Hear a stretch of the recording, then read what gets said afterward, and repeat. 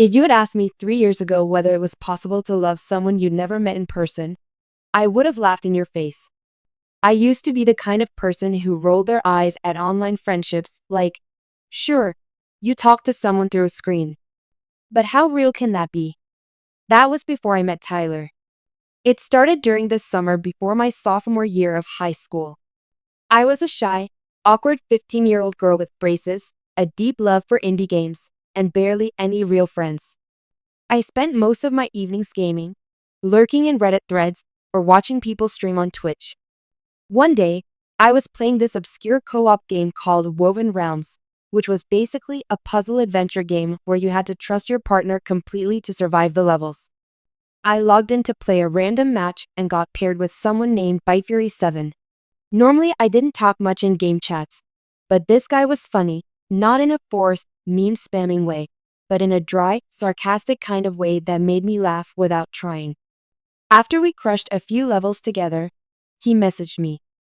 "You've got actual puzzle skills. Want to team up again tomorrow?" That one sentence turned into 3 years of my life. His real name was Tyler, or at least that's what he told me.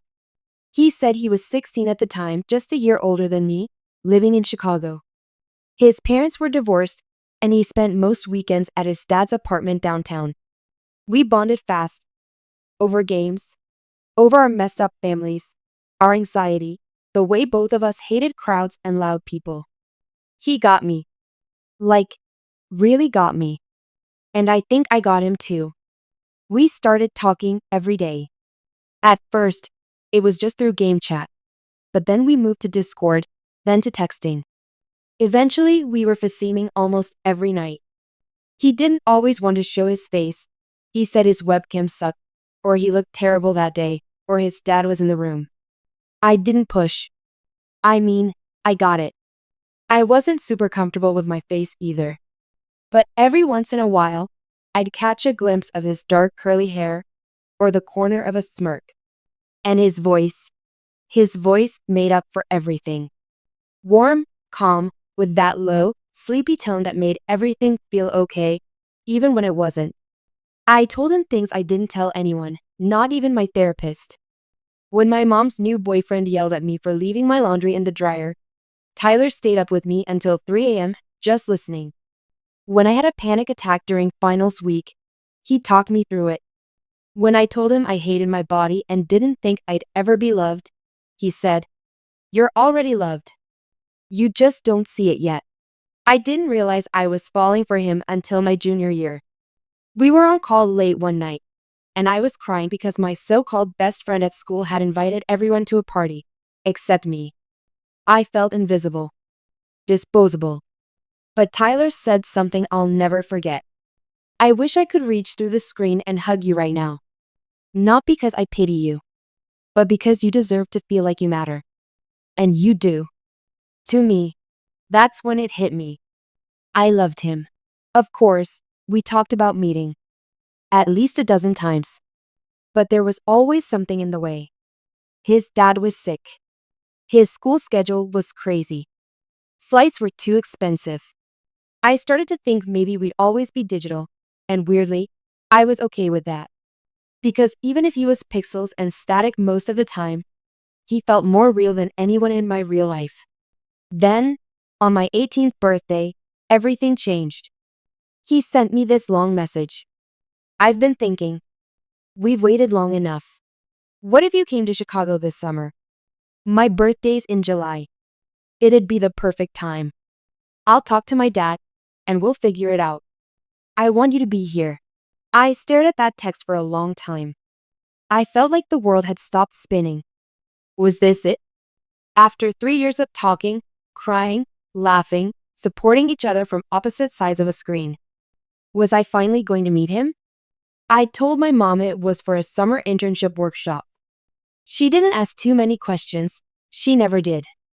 She barely noticed when I was home, let alone where I was going. I saved up the money I'd earned working at the local frozen yogurt place, booked a ticket, and packed my things. I even bought a little gift, a limited edition art book from one of our favorite games. The night before my flight, we stayed on call for hours, giddy and nervous. "Are you ready to meet the dork behind the username?" he joked. Only if he's ready to meet the overly emotional mess who cries over video game music. I couldn't sleep that night. I kept imagining the moment I'd see him for the first time, how maybe he'd run up to me at the airport, pull me into a hug, maybe even kiss me if the moment felt right.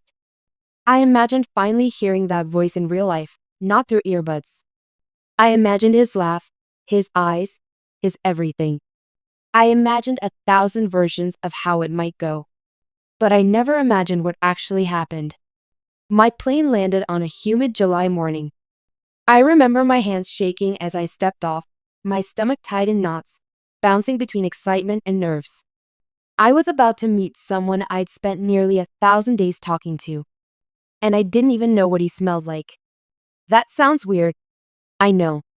But it's the little things you miss in digital friendships. The scent of someone's hoodie. How tall they are. How their eyes crinkle when they smile. Tyler said he'd meet me at the airport, Terminal 2, arrival section, near the big mosaic wall. I wheeled my suitcase out into the chaos of the pickup area, clutching my phone like a lifeline. Every beep, every car door opening made me flinch. Was that him? What if I didn't recognize him? What if he didn't recognize me? I stood there for 20 minutes. Then 30. Then 45. I texted him. Me. Hey. I'm here. Where are you? No reply. I waited another 10 minutes, feeling the anxiety creep up my throat like static. Me. Everything okay? Still nothing. That's when I noticed something weird. On Discord, he was showing as offline, which almost never happened.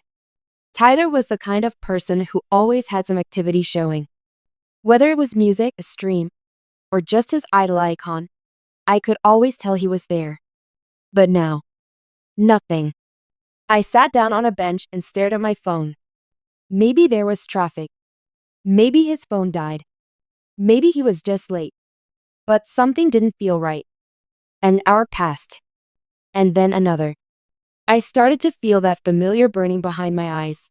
The sting that comes right before you cry in public but don't want to. Finally, at around 2 p.m., I got a message. But it wasn't from him. It was from a number I didn't recognize. Unknown number. Hi. I think you're looking for Tyler. Can we talk?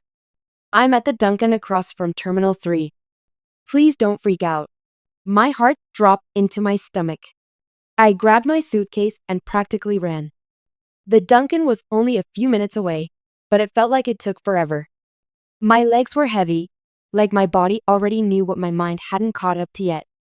When I walked in, I scanned the room and saw a girl sitting alone by the window. She looked to be in her 20s, with dark hair pulled into a messy bun and a faded hoodie that had seen better days.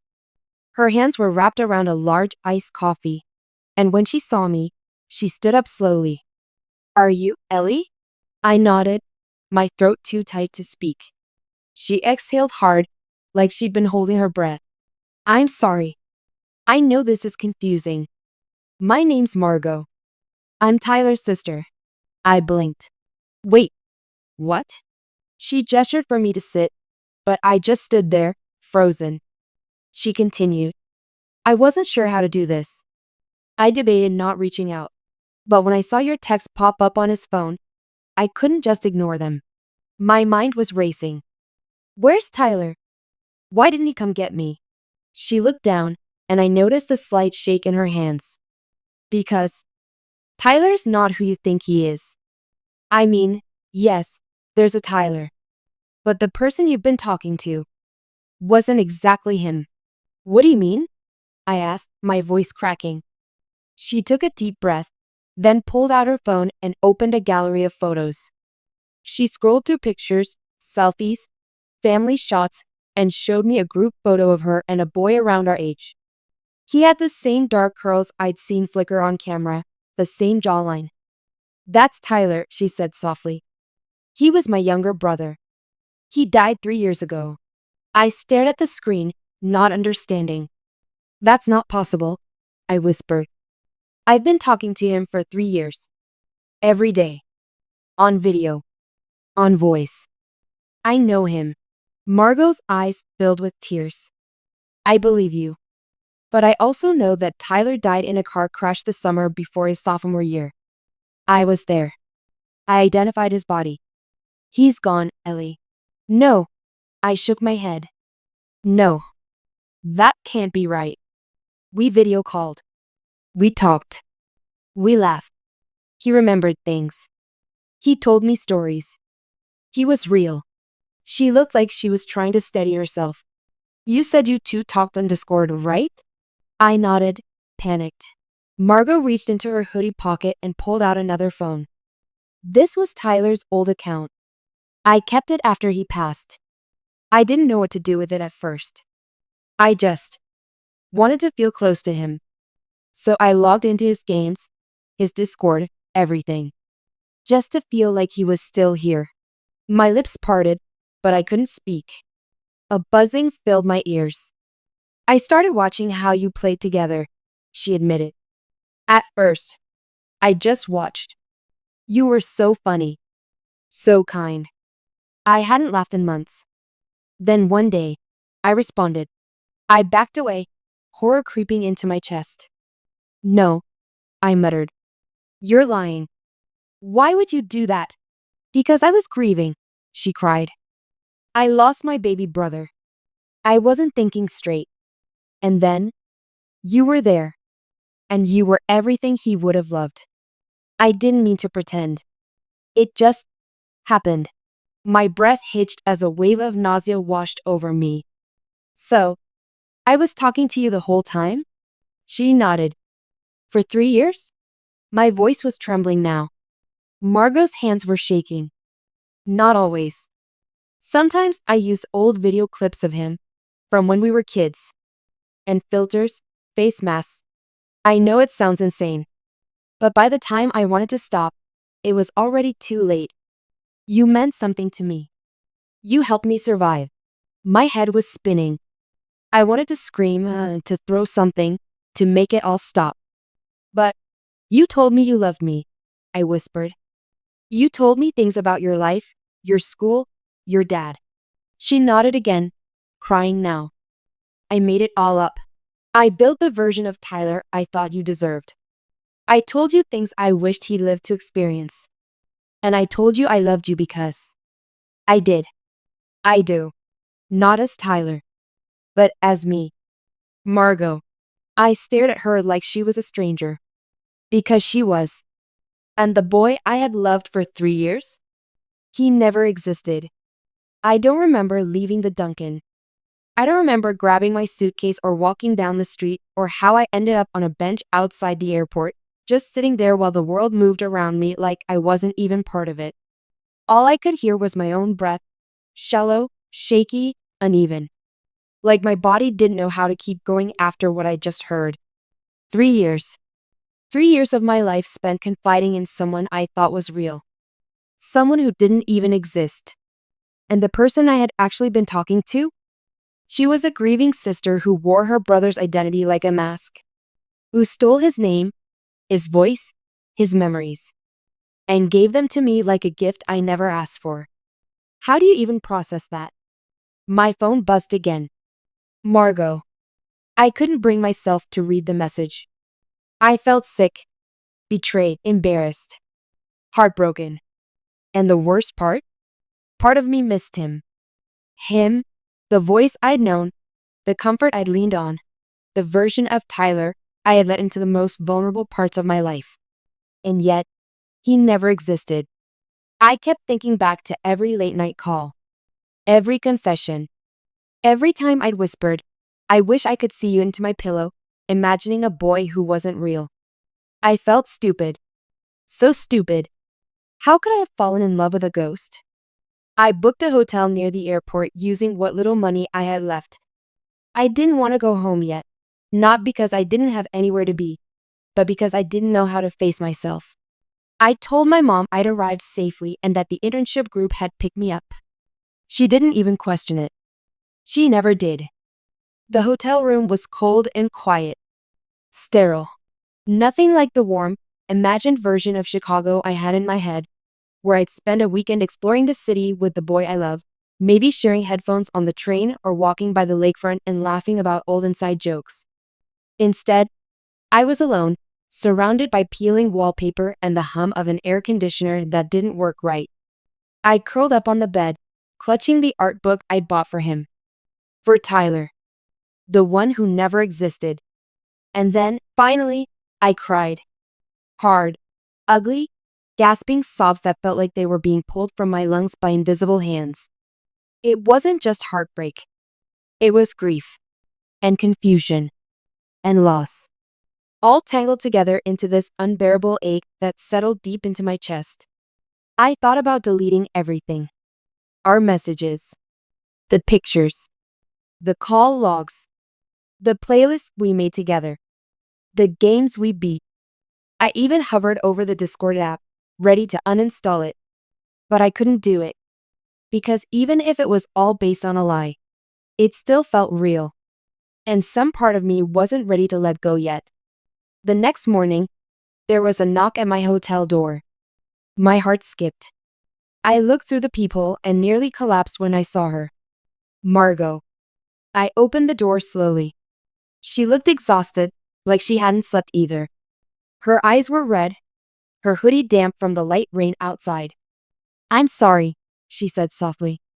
"I know you don't want to see me, but I needed to say a few things." I didn't say anything. I just stepped aside and let her in. She sat on the edge of the bed, holding something in her hands, a photo album. It was worn, the cover fraying at the edges. "This was his," she said. "Tyler's." I thought, maybe you deserve to know who he really was. She opened it, and I saw snapshots of a life cut short. Tyler as a kid with wild curls and scraped knees. Tyler building a Lego tower. Tyler in a Halloween costume, grinning from ear to ear. Tyler playing piano with messy fingers. Tyler blowing out the candles on his 13th birthday cake, not knowing it would be his last. Margot's hands trembled as she turned the pages. "He was funny," she whispered. "And stubborn. And he loved this dumb old cat we had named Pickles. He once convinced my dad to buy him a sword online because he wanted to protect the family from zombies. He would have loved you." I blinked back tears. "Don't say that." "It's true," she said. "When I started talking to you, I tried to channel him. What he might have said. What he might have done. But the more I talked to you, the more I started coming through. And I didn't know how to stop." "Why didn't you just tell me the truth?" I asked. "Why wait until I flew across the country?" She swallowed hard. "Because I was selfish. Because I was afraid you'd hate me. Because part of me thought maybe, just maybe, you'd still care, even if it wasn't him." The silence in the room was suffocating. "I did love you," she whispered. "Not just pretending to be him. Me. I was the one who stayed up with you when you cried. I was the one who sent those playlists. I was the one who said you were beautiful when you couldn't see it. That was me, Ellie." I stared at her, broken in a way I couldn't explain. "I don't know what to do with that," I admitted. "Because part of me wants to scream at you, and part of me still misses you." She wiped her eyes and stood. "I'll go. I just wanted to give you the album. You can keep it, or burn it, or whatever you need to do." As she walked toward the door, she paused. "For what it's worth," she said, her voice cracking, "you saved me too." Then she was gone, and I was left with a photo album full of memories that weren't mine, and a heart full of feelings I didn't know how to name. The photo album sat on the hotel room desk like a ghost, not haunting, but quietly present, impossible to ignore. I couldn't open it again. Not yet. Every time I glanced at it, my chest tightened. Not just because Tyler was real and gone, but because Margot had worn his memory like a costume. And I hadn't seen the seams. That was the part I couldn't get over. I had prided myself on being smart, intuitive.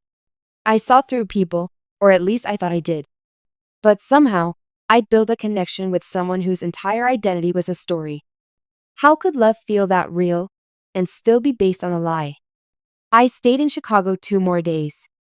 Not because I had a reason to, but because I couldn't bear to go home just yet. Going home meant facing the truth. That I hadn't just lost a person, I had lost the future I imagined with them. And maybe, lost part of myself too. The second night, I found myself logging into Discord again. I stared at the server Tyler and I, or Margot and I, had built together. We had dozens of channels. One for sharing memes, one for low-fee playlists, one we jokingly called Therapy Hour, where we'd vent about life. Everything was still there. The messages. The inside jokes. The little voice notes we'd send at midnight when we were too tired to type. My mouse hovered over the voice channel. And before I could stop myself, I clicked. The familiar static buzzed in my headphones. Empty at first. Just me and silence. Then, a ping. Margot joined. She didn't say anything at first. I didn't either. But finally, she spoke. I didn't think you'd ever log in again. I didn't think you'd be here, I replied. I'm not here to trick you again. I swear. I didn't want the last words between us to be in a parking lot. I nodded, though she couldn't see me. What even was this? I asked, my voice shaking. Were you just pretending the whole time? Was it all a game to you? No, she said immediately. It was never a game. I swear. It started as grief, but it became something else. Something I didn't expect. You mean me? I whispered. Yeah, she replied softly. You made me feel less alone. I leaned back in the stiff hotel chair, staring at the ceiling. I should hate you, I said. But I don't. And that scares me. I get it, she whispered. I hate me too sometimes. There was a long pause. You know what the worst part is? I said. You were a good friend. Even if it was all lies on the surface. The connection we had felt real. Because it was real, she insisted. The feelings, the support, the nights we stayed up talking. That was me, Ellie. Not a script. Not some master plan. Just a girl who was broken and found someone who made her feel whole. My throat tightened. Then why didn't you just be yourself? Because I didn't think you'd care about me, she said quietly. You cared about him. And honestly, so did I. I didn't know what to say to that. Because as twisted as it sounded, I understood. Tyler had become more than just a name. He was a version of love, safe, comforting, dependable. A person made up of hope and imagination and wishful thinking. Losing him wasn't like losing a boyfriend. It was like losing a dream. I don't know how to move forward from this, I admitted. I feel like my brain and my heart are pulling in opposite directions. I don't expect forgiveness, she said. And I'm not asking for a second chance. I just want you to know. You weren't some experiment. You mattered to me. Maybe more than anyone ever has. I closed my eyes, letting her words sink in. I thought of all the things I wanted to scream at her. All the pain she caused. All the nights I'd lay awake from now on, wondering what was real and what was just pixels on a screen. But I also thought about the girl behind the mask. The one who was grieving. The one who turned her brother's account into a lifeline. The one who helped me survive my darkest moments, even if she did it in the most complicated, messed up way possible. I need time, I said finally. I don't know what comes next. But I need space to figure it out. I understand, she said. I'll disappear, if that's what you want. I didn't reply. I just left the call. That night, I opened the photo album again.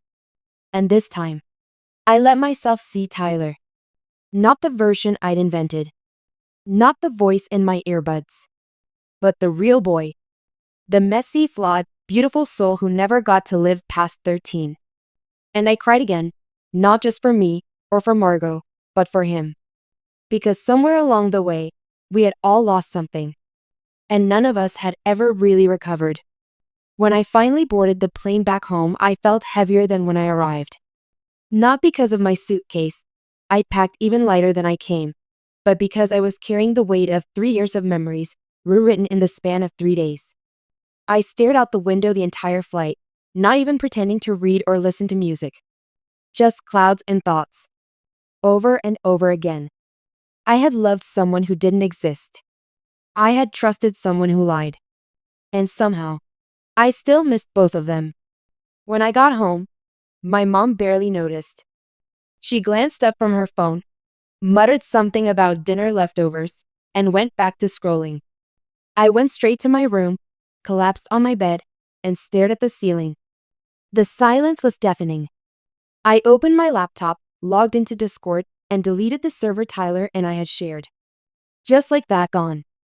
3 years of shared playlists, chats, late night calls, jokes, rants, confessions.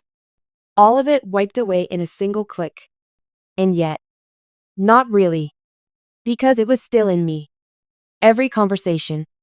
Every time I laughed until my sides hurt. Every time I cried into a pillow while Tyler's, Margot's, voice talked me through the storm. What do you do with that kind of love, once it's been shattered?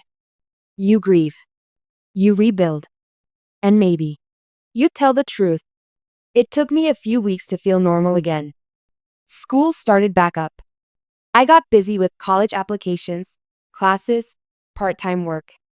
On the surface, life moved on. But deep down, there was a fracture, a quiet crack in my heart I wasn't sure would ever fully seal. I didn't talk to Margot. Not right away. But I didn't block her either. I kept that thread open, like leaving the door cracked just enough to remind myself that people are more complicated than good or evil. That maybe. Healing doesn't always look like closure. Then one day, in English class, we were assigned a personal essay. Write about the person who changed your life the most, the prompt said. I stared at the page for a long time. And then I started writing. I wrote about Tyler. The boy who made me feel seen when no one else did.